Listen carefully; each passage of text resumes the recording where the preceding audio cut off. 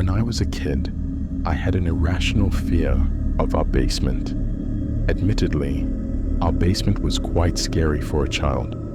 It was fairly large, with an L-shaped couch positioned in the center, right in front of a wooden support column. In front of the couch stood a big old box TV with all our video game consoles connected to it.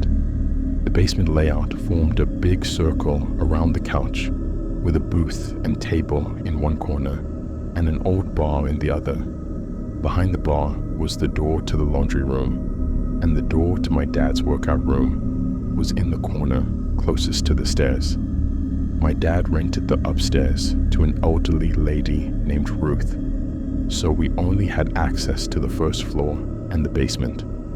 My dad typically stayed in the first floor living room, which is why our video games were relegated to the basement TV.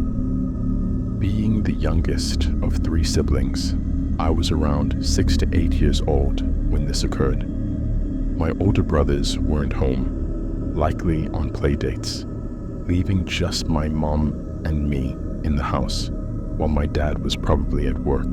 Usually, I played video games with my brothers in the basement, which made me feel safe. But being alone, I was a bit creeped out descending the stairs. The basement door was notorious for slowly creeping shut unless propped open, making me feel even more isolated from the upstairs and my mom. I was playing video games alone on the gray fluffy couch, and every little sound made me pause and look around. Familiar noises from the laundry room still managed to unsettle me sometimes. One day, I heard an unusual sound from the laundry room. It wasn't the usual clanking of the boiler or the laundry machine. It sounded like something had dropped and bounced. I jumped off the couch, ran upstairs, and told my mom someone was in the basement. She calmly reassured me, went downstairs with me, and checked the laundry room, finding nothing. Feeling better, I returned to my game. Later, I went upstairs for a snack, noticing it was now dark outside, which amplified my fear of the basement. The basement had small windows that let in some light during the day, but at night, it was pitch black. Nevertheless, I went back down and continued playing. I then heard the heater in the laundry room turn on, unusually loud this time. I noticed the laundry room door was open. Summoning the courage, I ran to slam the door shut and darted back to the couch. Soon after, I heard a man's voice behind me, but my brain initially dismissed it. When I turned around, I saw a sickly-looking man sitting in the booth. He said, "My God, how you've grown." I was paralyzed with fear as he slowly stood and started walking toward me, saying, "Your mother won't let me see you guys." Finally, I screamed, bolted for the stairs, and cried out for my mom, slamming and locking the basement door. My mom called 911, and police found my estranged uncle hiding in the basement.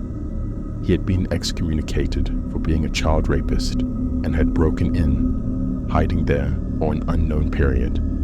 He went back to prison, and we don't know where he is now.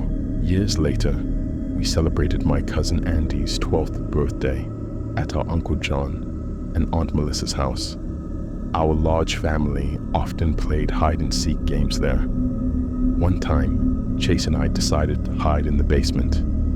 I hid in Aunt Melissa's fashion room, covering myself with a blanket and using another as a decoy over a mannequin. While waiting, I heard Chase and our cousin upstairs, and eventually went to eat.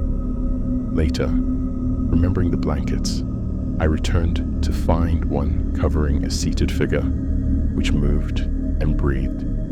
Realizing it was a person, I ran and told my uncle, who called the police. The intruder, possibly a homeless person, had vanished. The incident left me haunted and fearful of basements. At 9 years old, during Christmas, at my great-grandfather's house, my cousins and I played a monster game in the basement. Sam and Evan, the monsters, hid while Kennedy and I searched for them. During one round, we saw a figure outside the window, which we initially thought was a family member. Realizing it wasn't, we ran upstairs. Later, returning to the basement, we found a man sitting on a chair. Terrified, we fled to the living room, alerting our family. My uncle, a cop, found no one, but footprints outside confirmed our story. The incident left us all shaken, and I've remained afraid of basements ever since.